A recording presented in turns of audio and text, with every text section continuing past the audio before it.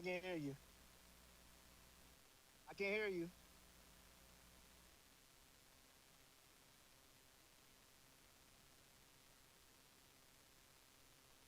Can you hear me?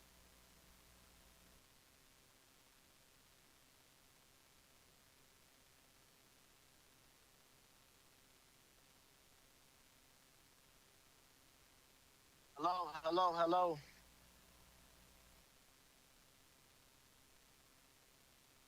I can hear you all. I can hear you. Check, mic check, 1, 2. Can you hear that, Councilman?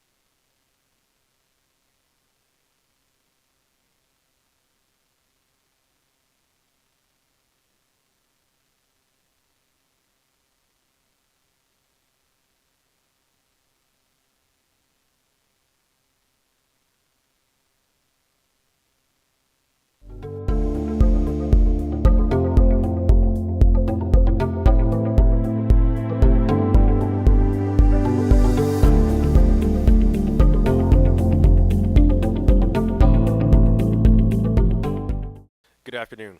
My name is Councilman Kenneth Wessington, Chairman for Ways and Means Committee. Today I am joined by Madam President Linda Barnes Caldwell, and then Councilwoman Marion Ivy, and then Attorney Renzer Williams. Today we just have two items on the agenda. The first item up is CPO 2026-17, an ordinance establishing additional appropriation in the Police Department Donation Fund, sponsored by Eddie D. Melton, City of Gary, Shanika Beck, City Controller. Also, want to make note, thank you, Attorney, that Councilman Miles Tolliver is joining us via Teams. Thank you. Thank you, sir. Good evening, Mr. Chair, Council, Attorney Williams. Attached, you will find in your packet the ordinance and the budget. As you recall, last year the city was able to receive a donation that is a 6-year contribution on behalf of Hard Rock towards new police cars so that we can update our entire fleet. The budget is set forth as in your packet with no amendments at this current time. There's no salary, of course, to this budget because it's just for the vehicles. Other materials is 23,000 as it was in the previous year, and then 20,000 for current charges, and then the rest is 500,000 is for machinery and equipment. And the way it's broken down, of course, the vehicles are the actual machinery and equipment. The other materials are things that they have to outfit the cars, whether it's the cradle point system, lights, voice activated system, and or cages.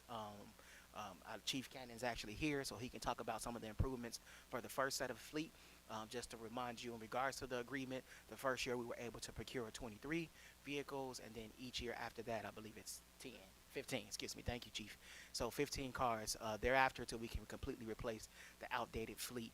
In that same agreement, we do have to take off of record the same amount of vehicles we received each year. So this year we took 23 off.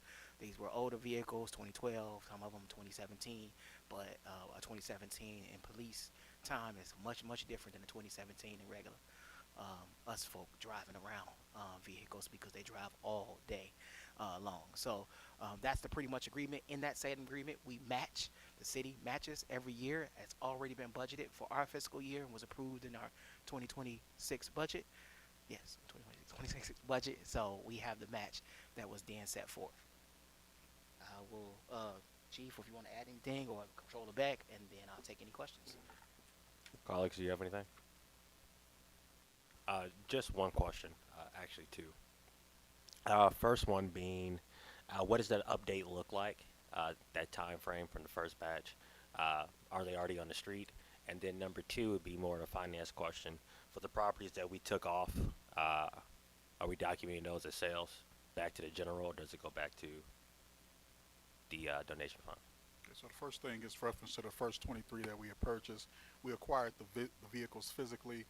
Right now, we're about 2/3 of the way finished with the outfitting. So some of those cars have already hit the street already. So we're just waiting on the rest of them to finish up, and then we'll be hitting the street soon. And as far as like the vehicles that are being taken out of the fleet, those will be going through the city's auction. And when they go through the city's auction, then the money will be appropriated in the proper funds.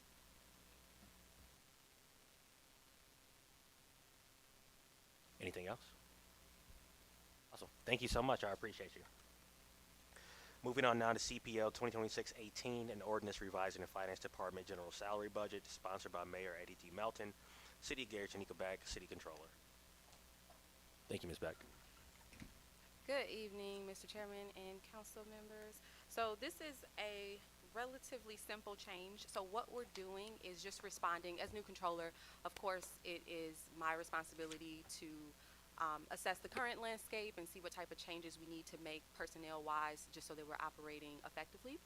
And so there was a financial support coordinator role that was created a number of years ago.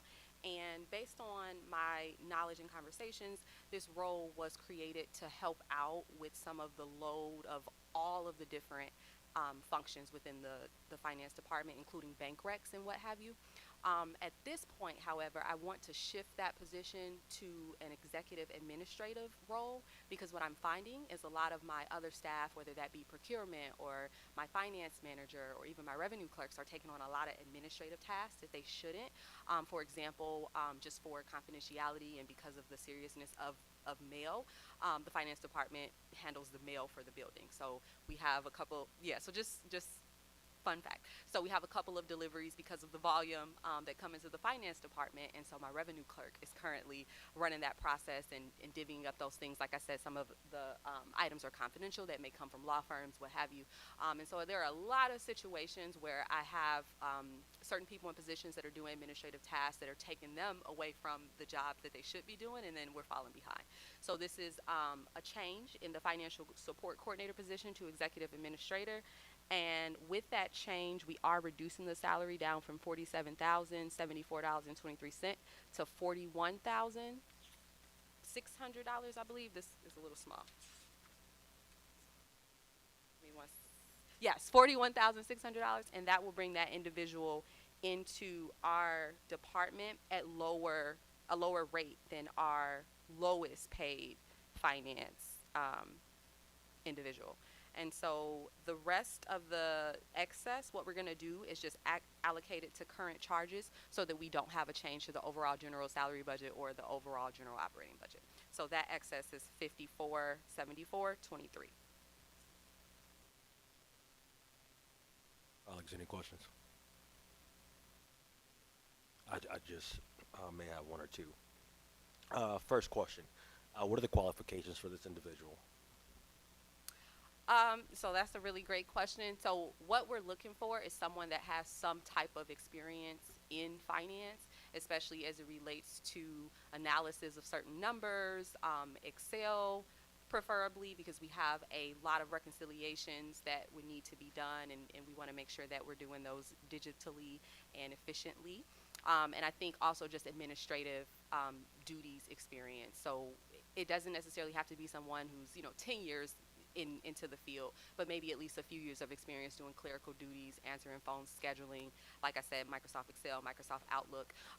The whole purpose again is to just take some of those administrative duties off of the other roles. But this is a development position, so ultimately, if we have someone that's eager, that wants to get their hands dirty with kind of cleaning up some of these administrative processes, we're eager to train that person that's going to stay on and help us do that. Okay. Thank you very much. Last question to follow up. With the decrease in salary, I understand that it's because it's not the same job scope as your previous, already situated employees.